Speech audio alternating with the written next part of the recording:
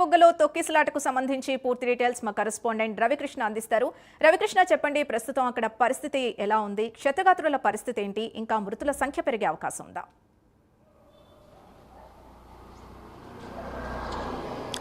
అంటే సింధు, ఏదైతే ఇక్కడ జరిగినటువంటి ఘటన ఏదైతే ఉందో, ఈ కాశీబుగ్గలో జరిగిన ఘటన మాత్రం తీవ్రంగా అందరినీ కూడా కలిచివేసిందని చెప్పుకోవాలి. అన్ని పార్టీలకు చెందినటువంటి నేతలు కూడా ఈ సంఘటన మీద అయితే మాత్రం స్పందిస్తున్నటువంటి పరిస్థితి ప్రస్తుతం కనపడుతూ ఉంది. ఒక పక్కన సీఎం స్పందించారు, అదేవిధంగా కూడా డిప్యూటీ సీఎం స్పందించారు, ఆ తర్వాత హోమ్ మినిస్టర్ స్పందించడం, ప్రతిపక్ష నాయకుడైనటువంటి జగన్ కూడా స్పందించారు. ఈ ఘటనకు సంబంధించి పూర్తిగా కూడా ఎంక్వైరీ చేస్తాం, ఎవరైతే ఈ ఘటనకు బాధ్యులు ఎవరైతే ఉన్నారో ఆ బాధ్యులందరినీ కూడా కఠినంగా శిక్షిస్తామని చంద్రబాబు నాయుడు అయితే మాత్రం సీఎం చెప్పినటువంటి పరిస్థితి.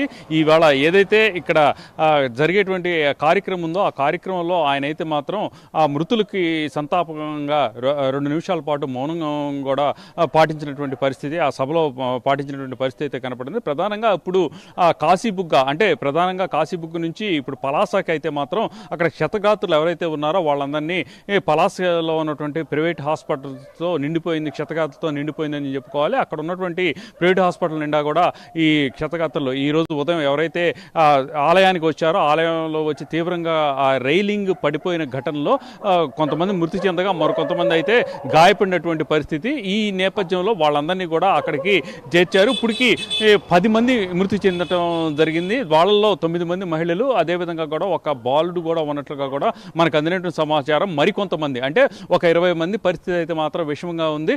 ప్రధానంగా ఏదైతే ఆలయం ఉందో ఆలయానికి సంబంధించి సరైనటువంటి ఎగ్జిట్, అదేవిధంగా కూడా ఎంట్రన్స్ ఒకే విధంగా ఉన్నటువంటి నేపథ్యంలో ప్రధానంగా కూడా ఈ ఘటన చోటు చేసుకుంది. ఈ ఘటన చోటు చేసుకుంటే ఒక్కసారిగా కూడా ఆ రైలింగ్ పట్టడం, అక్కడ 3000 నుంచి 5000 మంది ఉండేటువంటి పొజిషన్ ఉన్నటువంటి ప్రాంతంలో ఒక్కసారిగా కూడా 25,000 మంది వచ్చిన ఘటనలో వచ్చినటువంటి పరిస్థితుల్లో ఈ ఘటన జరిగింది. ప్రధానంగా ఇప్పుడు అక్కడ చూసుకుంటే మాత్రం అక్కడ ఉన్నటువంటి పలాసలో ఉన్నటువంటి ప్రైవేట్ హాస్పిటల్స్, గవర్నమెంట్ హాస్పిటల్స్ మాత్రం పూర్తిగా కూడా ఇక్కడ గాయపడినటువంటి వ్యక్తులతో నిండిపోయినటువంటి పరిస్థితి. వాళ్ళకైతే మాత్రం క్షతగాత్రులకైతే మాత్రం వైద్యం అందిస్తున్నారు. సీఎం కూడా ఆదేశించారు, ప్రతి ఒక్కరికి కూడా వైద్యం మాత్రం అందించాలి అని ఆయన చెప్పినటువంటి పరిస్థితుల నేపథ్యం. దీంతో ఒకసారిగా వాళ్ళందరికీ కూడా వైద్యం అయితే మాత్రం పూర్తిగా కూడా అందుతున్నటువంటి పరిస్థితి అయితే కనపడుతూ ఉంది. అక్కడ ప్రధానంగా కూడా ఇప్పటికే అన్ని చోట్లకి, అన్ని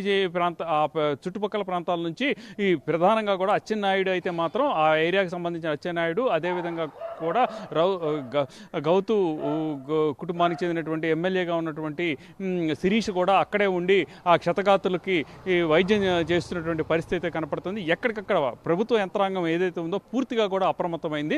వాళ్ళందరినీ కూడా వెంటనే హాస్పిటల్కి జాయిన్ చేయడం జరిగింది. ఇప్పుడు అక్కడైతే కంట్రోల్ రూమ్ కూడా ఏర్పాటు చేశారు. కంట్రోల్ రూమ్ ఏర్పాటు చేసి ఎవరైనా మిస్సింగ్ ఉంటే తెలుసుకునేందుకు, అంటే భక్తులు వచ్చినటువంటి భక్తులు వేల సంఖ్యలో, అంటే 25,000 నుంచి 30,000 పైన ఉన్నటువంటి నేపథ్యంలో కొంతమంది అయితే మాత్రం ఎక్కడి నుంచి వచ్చారో ఏమిటో కూడా తెలియనటువంటి నేపథ్యంలో వాళ్ళకి సరైనటువంటి ఇన్ఫర్మేషన్ అందించడానికి మాత్రం ప్రధానంగా కూడా ఇక్కడ కంట్రోల్ రూమ్ని కూడా, మెడికల్ కంట్రోల్ రూమ్ని ఏర్పాటు చేశారు. అదేవిధంగా కూడా ప్రధానంగా ఇక్కడ అబ్జర్వ్ చేసినట్టయితే మాత్రం అన్ని విధాలుగా కూడా ప్రభుత్వం ఆదుకుంటానని చెప్పింది. ఇప్పటికే ప్రధాని మోడీ కూడా దీనికి స్పందించి వెంటనే దీని పట్ల ఆయనైతే మాత్రం తీవ్ర దిగ్భ్రాంతిని వ్యక్తం చేయడమే కాకుండా ప్రధానంగా కూడా చనిపోయినటువంటి వ్యక్తులకు ఎవరైతే ఉన్నారో చనిపోయినటువంటి వాళ్ళకి కుటుంబాలకు 2 లక్షల రూపాయల ఎక్స్గ్రేషియా ప్రకటించారు. అదేవిధంగా ఇక గాయపడినటువంటి వ్యక్తులు ఎవరైతే ఉన్నారో వాళ్ళందరికీ కూడా 50,000 రూపాయలు ఇస్తున్నట్టు కూడా తెలియజేసినటువంటి పరిస్థితి కనపడింది. ప్రధానంగా ఇప్పుడు అక్కడ ఉన్నటువంటి క్షతగాత్రులు ఎవరైతే ఉన్నారో వాళ్ళకి అందరికీ కూడా ట్రీట్మెంట్ అందించేందుకు శతవిధాలా కూడా అధికార యంత్రాంగం అంతా అప్రమత్తమైంది. అదేవిధంగా కూడా అక్కడ వాళ్ళందరికీ కూడా ట్రీట్మెంట్ ఇస్తున్నారు. అలాగే ప్రభుత్వ హాస్పిటలే కాకుండా ప్రైవేట్ హాస్పిటల్లో ఎవరు ఎక్కడ జాయిన్ అయినప్పటికీ కూడా దానికి సంబంధించి పూర్తి ఈ ఖర్చు మొత్తం కూడా ప్రభుత్వం భరాయించేందుకు సిద్ధపడింది.